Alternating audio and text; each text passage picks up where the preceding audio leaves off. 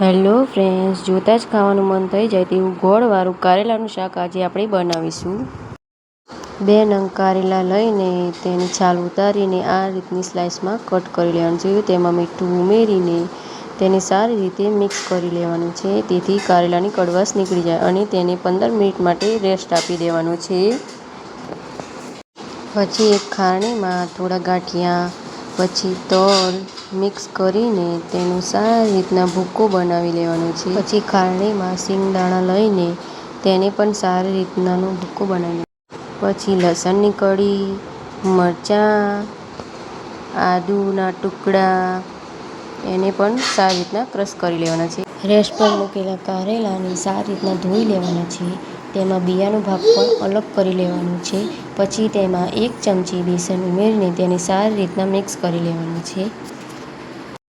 કઢાઈમાં તેલ ગરમ કરીને તેમાં કારેલા એડ કરી લેવાના છે. પછી તેમાં ગાંઠિયા અને તલનો ભૂકો, સિંગદાણાનો ભૂકો એડ કરી લેવાનો છે.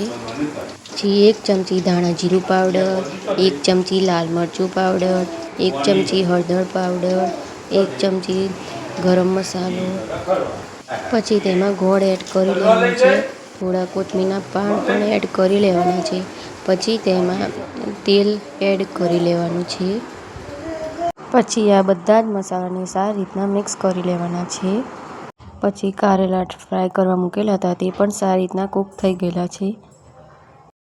કઢાઈમાં રાઈ, જીરું, હિંગ એડ કરીને પછી ડુંગળી, અહીંયા લાંબી સાઈઝની ડુંગળીને કટ કરીને તેમાં આદુ, મરચાં, લસણની પેસ્ટ, કારેલા એડ કરીને તેમાં સ્વાદ પ્રમાણે મીઠું, પછી તૈયાર કરેલો મસાલો આપણે એડ કરી લેવાનો છે. તેમાં થોડા ધાણા સ્પ્રિંકલ કરીને 5 મિનિટ માટે કૂક કરી લેવાનું છે.